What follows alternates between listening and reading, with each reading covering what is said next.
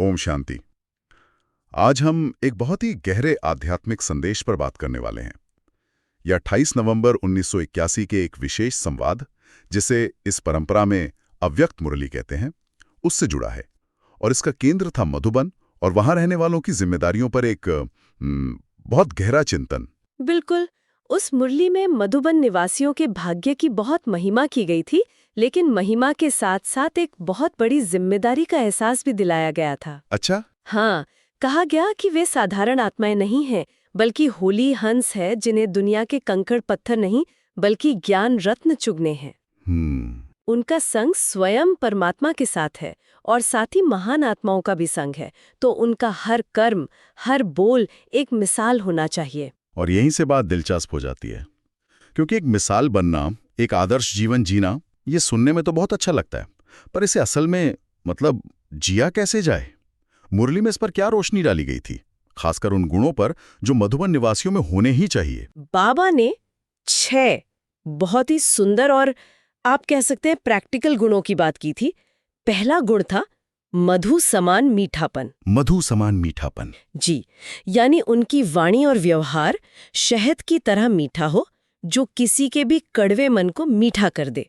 ये सुनने में बहुत अच्छा लगता है, पर असल जिंदगी में इसे निभाना मुश्किल हो सकता है, खासकर जब कोई हमसे मान लीजिए रूखा व्यवहार करे या परिस्थितियां खिलाफ हों।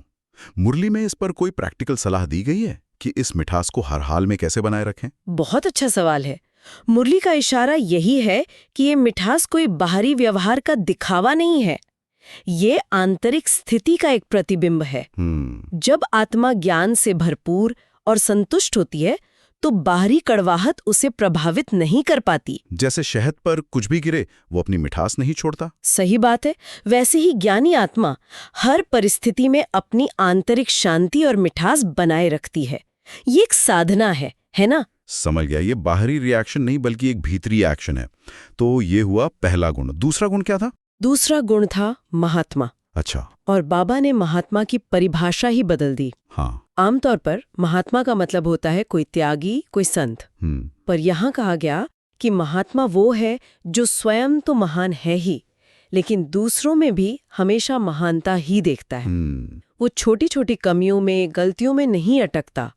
उसकी नजर हमेशा सामने वाले के विशेष गुण पर जाती है। मीठापन तो समझ आया, पर ये जो दूसरा गुण आपने बताया, महात्मा, यानी दूसरों में महानता देखना, ये तो थोड़ा और भी मुश्किल लग सकता है। हाँ, लगता है। अगर किसी के कर्म स्पष्ट रूप से गलत हैं या कोई लगातार हमें दुख दे रहा हो, तब भी उनमें महानता कैसे देखी जाए? क्या ये एक तरह से उनकी गलतियों को नजरअंदाज करना नहीं हुआ? देखिए, ये नजरअंदाज करना नहीं है, ये नजरिए को बदलना है। अच्छा। मुरली सिखाती है कि हर आत्मा मूल रूप में पवित्र और महान है। कर्मों का प्रभाव उस पर एक बाहरी परत की तरह है। महात्मा की दृष्टि उस बाहरी परत को फेद कर आत्मा के मूल स्वरूप को देखती है। ये एक तरह की आध्यात्मिक दूरदर्शिता है। जब हम किसी की महानता पर फोकस करते हैं, तो हम उन्हें उनकी कमजोरी से बाहर निकलने की शक्ति देते हैं। ये करुणा का एक बहुत ऊंचा स्वरूप है। वाह, ये तो पूरी तरह से एक साइकोलॉजिकल शिफ्ट है। अच्छा, बाकी के 4 गुण क्या थे, उन्हें भी थोड़ा विस्तार से समझते हैं। तीसरा गुण था शुभ आशाओं के दीपक। शुभ आशाओं के दीपक। जी, यानी मधुबन निवासी चैतन्य दीपक हैं, जिनकी रोशनी से वहां हमेशा दिवाली जैसा माहौल रहता है। वे कभी किसी के लिए निराशा का कारण नहीं बनते, बल्कि हमेशा उम्मीद की किरण जगाते हैं। और चौथा गुण है मास्टर शिक्षक, और इसके लिए कहा गया कि वे चलती फिरती लाइब्रेरी हैं। चलती फिरती लाइब्रेरी, इसका मतलब क्या सिर्फ बहुत सारा ज्ञान होना है, या ये कि उनका पूरा आचरण ही एक सबक बन जाए? क्योंकि किताबें तो चुप रहती हैं, पर एक इंसान का व्यवहार तो हमेशा बोलता है। आपने बिल्कुल सही पकड़ा। यहाँ ज्ञान सिर्फ जानकारी नहीं है। चलती फिरती लाइब्रेरी का मतलब है कि उनका उठना, बैठना, बोलना, देखना, हर कर्म। हाँ, हर कर्म एक शिक्षा है। उन्हें कुछ सिखाने के लिए अलग से क्लास लेने की जरूरत नहीं। उनका जीवन ही एक खुली किताब है, जिसे पढ़कर कोई भी प्रेरणा ले सकता है। तो ये 4 गुण एक तरह से हर किसी के लिए एक फाउंडेशन हो गए। लेकिन मुझे याद है, इस मुरली में युवाओं पर, यानी कुमार कुमारियों पर एक खास फोकस था। उनकी भूमिका को अलग से क्यों बताया गया? हाँ, क्योंकि युवा पीढ़ी भविष्य की नींव है। बाबा ने कुमारियों के लिए विशेष रूप से कहा कि वे कमाल करके दिखाएंगी। कमाल करके दिखाएंगी? जी, यानी जो बातें वे ज्ञान में सुन रही हैं, उन्हें दुनिया के सामने प्रत्यक्ष करके दिखाएंगी। यह एक बहुत बड़ा आह्वान था। और कुमारों के लिए कहा गया कि वे समाज में रहते हुए अपनी लौकिक जिम्मेदारियां निभाते हुए भी एक चलते फिरते शिक्षक हैं। ये कुमारों के लिए और भी बड़ी चुनौती होगी, है ना, क्योंकि वे तो दोहरी दुनिया में जीते हैं, एक लौकिक और एक अलौकिक। समाज तो उनके हर कदम को बहुत बारीकी से देखता होगा। बिल्कुल, इसीलिए बाबा ने कहा कि उनका संतुलन ही परमात्मा की प्रत्यक्षता का सबसे बड़ा प्रमाण बनेगा। जब लोग देखेंगे कि यह व्यक्ति ऑफिस भी संभाल रहा है, परिवार भी देख रहा है, और फिर भी इसके चेहरे पर शांति है, व्यवहार में पवित्रता है, तब वे मानेंगे कि इसे जरूर कोई दिव्य शक्ति मिल रही है। मुरली में एक बहुत गहरी बात कही गई कि एक योग्य शिक्षक कभी स्टूडेंट के सामने अलबेला या लापरवाह नहीं हो सकता। सही बात है। तो कुमारों के लिए तो पूरी दुनिया ही उनके स्टूडेंट्स की तरह है जो उन्हें देख रही है। इस बाहरी आदर्श व्यवहार को बनाए रखने के लिए एक बहुत मजबूत आंतरिक स्थिति चाहिए, और यहीं से शायद संतुष्टता और योग की बात आती है। इस पर क्या चिंतन हुआ? जी, बात घूम फिरकर आंतरिक अवस्था पर ही आती है। मुरली में एक स्लोगन दिया गया जो हर एक के मस्तक पर लिखा होना चाहिए। क्या था वो स्लोगन? संतुष्ट रहना है और औरों को भी संतुष्ट करना है। संतुष्ट रहना है और औरों को भी संतुष्ट करना है। हाँ, और ये भी स्पष्ट किया गया कि भविष्य के राज्य भाग्य का सर्टिफिकेट यही है। जिसके पास संतुष्टता का खजाना है वही सच्चा शहंशाह है। संतुष्टता की बात आते ही मेरे मन में एक सवाल आता है, क्या संतुष्ट होने का मतलब है कि हम सुधार करने की कोशिश छोड़ दें? मतलब महत्वाकांक्षा और संतुष्टि में संतुलन कैसे बनाया जाए? क्योंकि आध्यात्मिक मार्ग पर भी तो आगे बढ़ने की एक लगन होती है। बहुत ही व्यावहारिक प्रश्न है। यहाँ संतुष्टता का अर्थ अकर्मण्यता या आलस्य नहीं है। अच्छा। इसका अर्थ है परिणाम की चिंता से मुक्त होकर श्रेष्ठ कर्म करना। असंतुष्टता तब आती है जब हमारी उम्मीदें या इच्छाएं पूरी नहीं होती। लेकिन जब हम हर कर्म परमात्मा को सौंपकर साक्षी होकर करते हैं तो परिणाम चाहे जो भी हो, मन में एक गहरी शांति और तृप्ति बनी रहती है। पुरुषार्थ भरपूर करना है लेकिन फल की आसक्ति से मुक्त होकर, यही सच्ची संतुष्टता है। और इसी गहरी संतुष्टता की अवस्था को शायद ज्वालामुखी योग से जोड़ा गया था। ये नाम सुनने में बड़ा शक्तिशाली लगता है। जी। ज्वालामुखी से तो तीव्र ऊर्जा और विस्फोट का ख्याल आता है, पर इसे एक सहज अवस्था बताया गया। ये विरोधाभास थोड़ा और समझाइए। ये मुरली का सबसे गहरा हिस्सा था।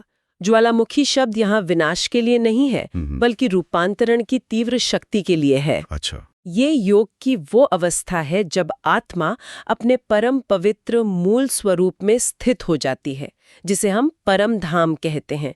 उस अवस्था में आत्मा इतनी शक्तिशाली होती है कि उसके अंदर की सारी कमजोरियां, पुराने संस्कार, वो सब भस्म हो जाते हैं। और क्योंकि वो अपनी असली पहचान में स्थित है, इसलिए ये अवस्था बहुत सहज और एफर्टलेस लगती है। तो क्या इसका मतलब ये है कि शक्तिशाली होने के लिए पहले शांत और सहज होना जरूरी है? बिल्कुल। ज्वालामुखी फटने से पहले अंदर शांत और स्थिर ऊर्जा जमा करता है। वैसे ही ये योग की अवस्था है जहां आत्मा बाहरी दुनिया के शोर से परे अपने सत्य स्वरूप में स्थित होकर शक्ति जमा करती है। इस स्थिति में न खुद को बदलने का भारी पुरुषार्थ है, न दूसरों को बदलने का संकल्प। हर आत्मा अपने सत्य स्वरूप में दिखती है और ड्रामा का हर दृश्य स्वीकार्य लगता है। मतलब ये जो सवाल उठते हैं, ये क्यों हुआ, ऐसा नहीं होना चाहिए था, हाँ, ये सारे प्रश्न शांत हो जाते हैं। अगर सब कुछ इतना सहज और स्वीकार्य हो जाता है तो फिर बाबा ने शक्ति स्वरूप बनने की प्रेरणा क्यों दी? अगर कुछ बदलना ही नहीं है तो शक्ति का क्या उपयोग? शक्ति सिर्फ अपने लिए नहीं है, ये दूसरों की सेवा के लिए है। अच्छा। बाबा ने कहा कि अब सिर्फ अच्छा है कहने का समय नहीं है, बल्कि शक्ति स्वरूप बनना है। जब एक समूह में आत्माएं इस ज्वालामुखी योग की शक्तिशाली अवस्था में स्थित होती हैं, तो वे एक शक्तिशाली वातावरण बनाती हैं। उस वाइब्रेशन में आने वाली दुखी और अशांत आत्माओं को भी बिना कुछ कहे शांति और शक्ति का अनुभव होता है। ये तो मुख सेवा हुई। हाँ, जो सबसे ऊंची सेवा है। अच्छा, तो ये शक्ति दूसरों की सेवा के लिए है। और इसी से जुड़ा हुआ अगला विषय था सेवा का महायज्ञ और महाप्रसाद। इसका क्या अर्थ है? मुरली में कहा गया कि ये ज्ञान यज्ञ कोई छोटा मोटा यज्ञ नहीं, बल्कि महायज्ञ है। महायज्ञ? हाँ, क्योंकि इसमें स्वयं परमात्मा आहुति डाल रहे हैं और इस महायज्ञ के सेवाधारी भी महान है। इसलिए इस सेवा से जो प्राप्ति होती है वो भी साधारण प्रसाद नहीं बल्कि महाप्रसाद है। और ये महाप्रसाद क्या है? क्या ये कोई खाने की चीज है या इसका कोई और गहरा अर्थ है? नहीं, ये कोई स्थूल वस्तु नहीं है। ये आंतरिक खजानों की प्राप्ति है। जैसे कि जब हम निस्वार्थ भाव से सेवा करते हैं तो बदले में हमें खुशी का खजाना, शांति का खजाना और शक्तियों का खजाना मिलता है। ये एक ऐसा नशा है, एक ऐसी आंतरिक प्रसन्नता है जो दुनिया की कोई भी वस्तु नहीं दे सकती। और जब ये आंतरिक खजाना मिलता है तो उसका प्रभाव क्या होता है? जब ये महाप्रसाद मिलता है तो वो सिर्फ सेवा करने वाले तक सीमित नहीं रहता। बाबा ने कहा कि यही महावीर की निशानी है। अच्छा। महावीर वो है जो खुद तो भरपूर रहता ही है, लेकिन उस खुशी को, उस शक्ति को बांटता चलता है। उसकी उपस्थिति ही एक उत्सव बन जाती है। वो एक शक्तिशाली और सकारात्मक वायुमंडल का निर्माता बन जाता है। इसमें एक बहुत व्यावहारिक पहलू भी सामने आया था कि लौकिक जिम्मेदारियों के बीच सेवा कैसे की जाए, क्योंकि बहुत से लोगों को ये दुविधा होती है कि सेवा करने की इच्छा तो है पर समय नहीं है। हाँ, और इसका बहुत सुंदर समाधान दिया गया। बाबा ने कहा कि वे युक्ति को देखते हैं, मजबूरी को नहीं। अगर किसी के पास स्थूल रूप से भागदौड़ करने का समय नहीं है तो वो जहां है वहीं बैठकर मनसा सेवा का बल जमा कर सकता है। अपने मन से, अपने संकल्पों से विश्व को शक्तिशाली वाइब्रेशन दे सकता है। और फिर जब भी मौका मिले, जैसे छुट्टी वाले दिन, तो उस एक दिन में इतनी भरपूर सेवा कर ले कि हफ्ते भर की कमी पूरी हो जाए। लगन सच्ची होनी चाहिए, रास्ते अपने आप निकल आते हैं। तो जैसे जैसे ये चर्चा अपने समापन की ओर बढ़ रही थी, इसका सार क्या निकल कर आया? ऐसा क्या था जो सबको अपने साथ लेकर जाना था? अंत में अनुभव यही रहा कि बाबा की हर शिक्षा हमें हमारी ही भूली हुई शक्तियों की याद दिलाने के लिए है। जैसे जामवंत ने हनुमान को उनकी शक्तियां याद दिलाई थी। बिल्कुल, वैसे ही बाबा हमें हर रोज याद दिलाते हैं कि तुम साधारण नहीं, मास्टर, सर्वशक्तिमान हो।